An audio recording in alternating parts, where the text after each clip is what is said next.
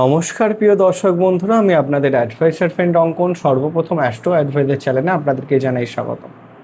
আজকে আমরা আলোচনা করব দেবগুরু বৃহস্পতির দীর্ঘ 12 বছর পর কর্কট রাশিতে গোচরের ফলে কন্যা লগ্ন কন্যা রাশির জাতক জাতিকাদের জন্য কি শুভ ফলাফল বয়ে নিয়ে আসতে চলেছে এই গোচর। দেখুন, কন্যা লগ্ন কন্যা রাশি সাপেক্ষে দেবগুরু বৃহস্পতি কিন্তু চতুর্থ এবং সপ্তম ঘরের অধিপতি হয়, অর্থাৎ সুখ এবং দাম্পত্য জীবনের অধিপতি হয়ে ইচ্ছা পূরণের ঘরে সে কিন্তু উচ্চ হয়ে গোচরে আসছে। তো বলাই বাহুল্য, কন্যা লগ্ন কন্যা রাশির মানুষদের জন্য আগামী সময়টা দেবগুরু বৃহস্পতির এই গোচর তাদের জন্য সর্বোচ্চ শুভ ফলাফল কিন্তু বয়ে নিয়ে আসতে চলেছে। কোন কোন দিক থেকে শুভত্ব আমরা পাবো সেই বিষয়টা নিয়ে বিস্তারিতভাবে আলোচনা করব এবং গোচর ফল কীভাবে দেখা হয় সেই বিষয়টাও কিন্তু আজকে আমরা খুব সহজভাবে জানব। তো ভিডিও শুরু করবার পূর্বে আপনাদের কাছে একটাই অনুরোধ, আপনাদের যাদের আমার ভিডিও ভালো লাগছে তারা অবশ্যই চ্যানেলটিকে সাবস্ক্রাইব করুন এবং যারা আমার সাথে যোগাযোগ করতে চাইছেন স্ক্রিনে দেওয়া নাম্বারে হোয়াটসঅ্যাপ অথবা কলের মাধ্যমে যোগাযোগ করতে পারেন। তো আসুন শুরু করা যাক।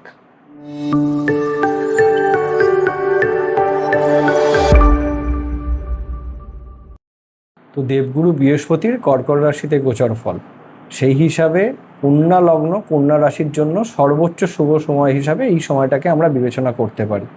দেখুন, প্রথম বিষয় হচ্ছে আপনারা গোচর ফল কীভাবে বিচার করবেন। নিজের ব্যক্তিগত জন্মছক খুলুন, খুলে দেখুন যে আপনাদের জন্মকালীন জন্মছকে দেবগুরু বৃহস্পতি কোথায় বসে আছে।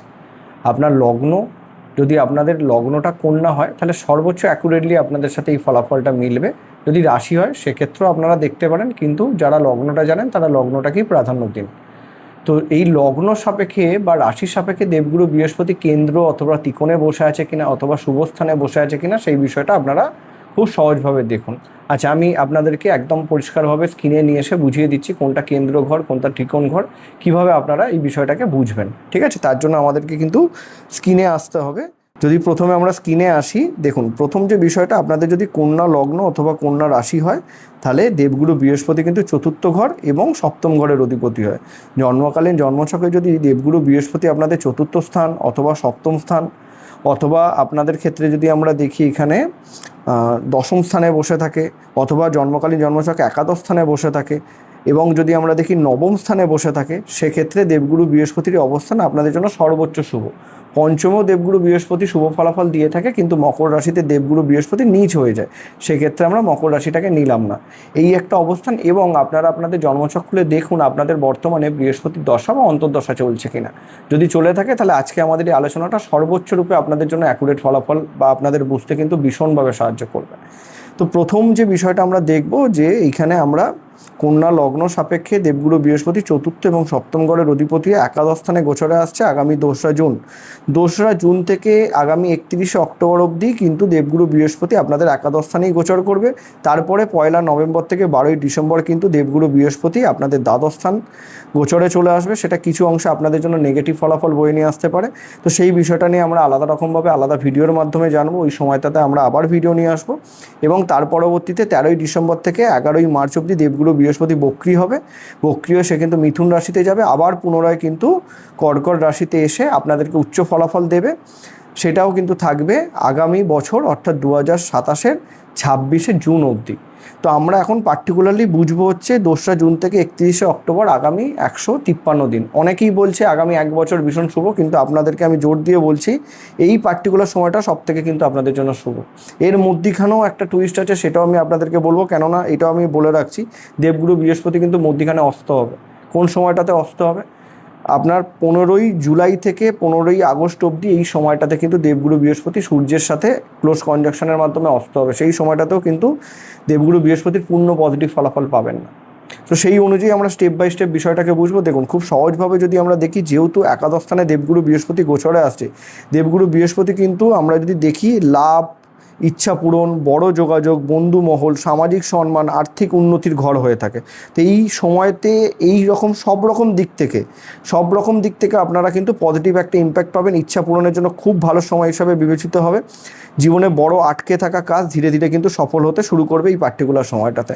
আগামী 152-53 দিন আপনাদের জন্য এই দিক থেকে ভীষণ ভালো সময় হিসাবে আমরা কিন্তু ধরে চলতে পারি। তো প্রথম যদি আমরা পয়েন্টটাকে রাখি, অর্থ এবং অর্থ লাভের ক্ষেত্রে যদি আমরা বিষয়টাকে প্রথম থেকে থেকে যদি এই জায়গাটাকে নিয়ে আমরা চলি, তাহলে প্রথম যে ব্যাপারটা আসবে সেক্ষেত্রে কিন্তু আপনাদের আয়ের নতুন উৎস তৈরি হবে। দীর্ঘদিনের আটকে থাকা অর্থ বলুন বা কাজ বলুন, সেটা কিন্তু ফেরত পাওয়ার যোগ জোরালো রকমভাবে চলবে একাদশে গোচরের জন্য। ব্যবসার ক্ষেত্রে নতুন যোগাযোগ আসবে, নতুন ক্লায়েন্টের সাথে যোগাযোগ হওয়ার চান্সেস কিন্তু এই সময়টাতে আসতে পারে। চাকরির ক্ষেত্রে আপনাদের ইনক্রিমেন্ট হওয়ারও সময় হিসাবে এই সময়টাকে খুব পজিটিভলি আমরা ধরে নিতে পারি, বা পদোন্নতির জন্য খুব ভালো সময় হিসাবে ধরে নিতে পারি। উচ্চ পদস্থ যারা কর্মচারী আছেন তাদের কিন্তু জীবনে উন্নতির গ্রোথ, পরিচিতি লাভ সব রকম দিক থেকেই কিন্তু পজিটিভ হিসাবে ধরতে পারি আমরা। এবং বলা যেতে পারে আপনার কর্মস্থানে আপনার সিনিয়র যারা, তাদের কিন্তু খুব ভালো সহযোগিতা এই সময়টাতে আপনারা পাবেন। এবং যদি আমরা কর্মের জায়গাটাতে আসি, কর্মের ক্ষেত্রে যদি বিষয়টাকে বোঝার চেষ্টা করি, কর্ম কেরিয়ার যারা ন্যাচারালি ধরে নিন মিডিয়া, শিক্ষা সংক্রান্ত কর্ম, যারা ধরুন তার সাথে কন্টেন্ট ক্রিয়েটার, যারা ধরে নিন সাংবাদিকতার কর্মের সাথে যুক্ত আছেন, জ্যোতিষ কর্মের সাথে যুক্ত আছেন, পরামর্শদাতার কর্ম হিসাবে যুক্ত আছেন, অনলাইন কাজ করেন, ব্যবসার সাথে যুক্ত আছেন, তাদের ক্ষেত্রে ভীষণ ভালো সময় হিসাবে এটাকে ধরা হবে। ফিনান্সিয়াল গ্রোথ তো আসবেই, নিজের কর্মের মাধ্যমেই আসবে। নতুন করে ব্যবসা শুরু করবার জন্য খুব ভালো সময়, যেহেতু সপ্তমপতি একাদশে গোচরে আসছে। নিজের বাড়িতে থেকে আপনার ব্যবসা শুরু করবার জন্য খুব ভালো সময়, যেহেতু চতুর্থ ঘরের অধিপতি হয়ে সে একাদশে আসছে। তো সেদিক থেকে আমরা খুব পজিটিভ ধরতে পারি। তারপরে যে স্ট্রং জায়গাটা থাকবে সেটা কিন্তু অবশ্যই বিবাহের ক্ষেত্রে, সম্পর্কের ক্ষেত্রে এই সময়টাকে ভীষণ ভালো হিসাবে ধরা হবে। কেননা বৃহস্পতি যেহেতু ধরুন সপ্তম ঘরের অধিপতি উচ্চস্থানে যাচ্ছে, সেই দিক থেকে দাম্পত্য জীবনের যে বোঝাপড়া সেটা কিন্তু অধিক পরিমাণে বৃদ্ধি পেয়ে যাবে। এবং সবথেকে বড় বিষয় হচ্ছে, যেহেতু সপ্তমপতি একাদশে আসছে, আপনার পার্টনারের মাধ্যমে, সেটা আপনার সঙ্গী হোক বা সঙ্গিনী হোক না কেন, তার মাধ্যমে আপনার জীবনে লাভ থাকবে। আপনার পার্টনারেরও কিন্তু আপগ্রেড হওয়ার খুব ভালো সময় এই সময়টাকে আমরা ধরে চলতে পারি। এবং এর সাথে আমরা এইটাকেও দেখতে পারি, যাদের বিবাহ হচ্ছিল না, বিবাহ হওয়ার জন্য খুব ভালো যোগ, নতুন যোগাযোগ আসবে। প্রেম সম্পর্কের মাধ্যমে বিবাহ হওয়ার জন্য ভীষণ ভালো সময়। তার কারণটা আমি আপনাদেরকে একটু পরে বুঝিয়ে দিচ্ছি, দেবগুরু বৃহস্পতির দৃষ্টিটা যখন আমি আপনাদেরকে বোঝাবো। পরিষ্কার হয়েছে? এবং যদি আমরা দেখি পরিবার এবং গৃহসুখের ক্ষেত্রে এই সময়টাকে খুব পজিটিভ ধরা যেতে পারে। গাড়ি বাড়ি সম্পত্তি লাভের জন্য খুব ভালো সময়, যেহেতু চতুর্থপতি একাদশ স্থানে গোচর করছে। কেন চতুর্থ ঘর থেকে গৃহসুখ গাড়ি সুখ দেখা হয়, তো সেই দিক থেকে আমরা এটা ধরে নিতে পারি। চতুর্থপতি একাদশে যেহেতু গোচর করছে, অনেক দিন ধরে চেষ্টা করছিলেন গাড়ি নেবার বা বাড়ি করার, তার জন্য এই সময়টাকে আপনারা পূর্ণরূপে কাজে লাগাতে পারেন। এটা প্রথম পয়েন্ট। এবং মায়ের হেলথ নিয়ে যদি কোনো সমস্যা চলে থাকে, তাহলে সেই সমস্যার পূর্ণরূপে সমাধান হওয়ার চান্স এই সময়টাতে কিন্তু তৈরি হবে। মানসিক শান্তি কিন্তু পাবেন। মায়েরও বলতে পারেন আপনাকে নিয়ে গর্ভের সময় এই সময়টাকে আপনারা ধরে চলতে পারেন। সব রকম দিক থেকে স্বাস্থ্য ভালো থাকবে, কোনো অসুবিধা নেই। এবার যদি শিক্ষার ক্ষেত্রে আমরা দেখি, যেহেতু চতুর্থ ঘরের অধিপতি এবং সপ্তম ঘরের অধিপতি একাদশে দেবগুরু বৃহস্পতি নিজে জ্ঞানের কারক, শিক্ষার কারক, তো উচ্চ শিক্ষার ক্ষেত্রে প্রতিযোগিতামূলক শিক্ষার ক্ষেত্রে এই সময়টাকে আমরা কিন্তু যথেষ্ট পজিটিভ হিসাবে ধরতে পারি। যারা বাইরে পড়াশোনা করতে যেতে চাইছেন, রাজ্যের বাইরে, দেশের বাইরে, সেক্ষেত্রে কিন্তু খুব পজিটিভ সাপোর্ট আপনারা এই সময়টাতে পেতে পারেন। এবং এইটাও আমরা ধরে চলতে পারি যে এই পার্টিকুলার সময়টাতে আপনাদের যারা গুরু আছে বা শিক্ষক আছে, তাদের সাপোর্ট খুব সহজে কিন্তু আপনারা এই সময়টাতে পেতে পারেন। এই বিষয়গুলো আপনাদের জন্য কিন্তু খুব ভালো সময় হিসাবে ধরা হবে। এবার যদি আমরা ধরুন দেবগুরু বৃহস্পতিতে এতগুলো ভালো দিক বললাম, এবার যদি ধরুন দেবগুরু বৃহস্পতি আপনাদের জন্মকালীন জন্মছকে নেগেটিভ ঘরে বসে থাকে, ধরুন অষ্টমে বসে আছে, আপনার লগ্ন সাপেক্ষে অষ্টমে বসে আছে, তাহলে সেক্ষেত্রে এত শুভ ফলাফল আপনারা পাবেন না। ধরুন যদি তৃতীয় স্থানে বসে থাকে, খাটলে তবে গিয়ে ফলাফল পাবেন। যদি দ্বাদশ স্থানে বসে থাকে, ফলাফল পেতে গিয়েও আপনাদের হাতছাড়া হয়ে যেতে পারে। তো এটা ব্যক্তিগত জন্মছক দেখে আপনারা তবে এই ডিসিশনগুলো নেবেন বা আমার ফলাফলটাকে মেলানোর চেষ্টা করবেন। এটা হচ্ছে বিষয়। আমরা এটাও জানি দেবগুরু বৃহস্পতি 3টে দৃষ্টি, প্রথম যে দৃষ্টিটা পড়ছে সেটা কিন্তু আপনাদের তৃতীয় স্থানে আসছে। তৃতীয় স্থানে আমাদের যোগাযোগের ঘর হয়, কমিউনিকেশনের ঘর হয়, পরিশ্রম পরাক্রমের ঘর হয়। তো তৃতীয় স্থানে দেবগুরু বৃহস্পতি দৃষ্টি পড়ার জন্য আমি বলবো পরিশ্রম পরাক্রম সবই খুব পজিটিভলি বাড়বে। ছোট ভাই বোনেদের সাপোর্ট আপনারা পাবেন। এবং পার্টিকুলার সময়টাতে ছোটোখাটো ভ্রমণের জায়গাও কিন্তু খুব পরিষ্কারভাবে দেখা যাচ্ছে। কর্মসূত্রে এদিক ওদিক যাওয়ারও যোগ কিন্তু এই সময়টাতে তৈরি হবে। এবং পজিটিভ যোগাযোগ, সবথেকে বড় বিষয় যেটা আমি প্রথমে বলেছি, সোশ্যাল মিডিয়ার সাথে যারা যুক্ত আছেন তাদের জন্য কিন্তু খুব ভালো। যারা ব্রডকাস্টমূলক কর্মের সাথে যুক্ত আছেন তাদের জন্য কিন্তু খুব ভালো সময়। এবং এখানে সপ্তম দৃষ্টিটা কোথায় পড়ছে? আপনাদের পঞ্চম স্থানে। তো সেই দিক থেকে প্রেম সম্পর্কের জন্য খুব ভালো। অনেক দিনকার সম্পর্ক যেটা হয়তো আপনাদের বাড়িতে মেনে নিচ্ছিল না, সেই সম্পর্ক মেনে নেওয়ার জন্য খুব ভালো সময় হিসাবে আমরা ধরতে পারি। কেন দেবগুরু বৃহস্পতি সপ্তমপতি পঞ্চম ঘরকে দেখছে, এবং সপ্তম ঘরকে দেখছে, এবং পঞ্চম ঘরের অধিপতি শনিকেও কিন্তু দেখছে।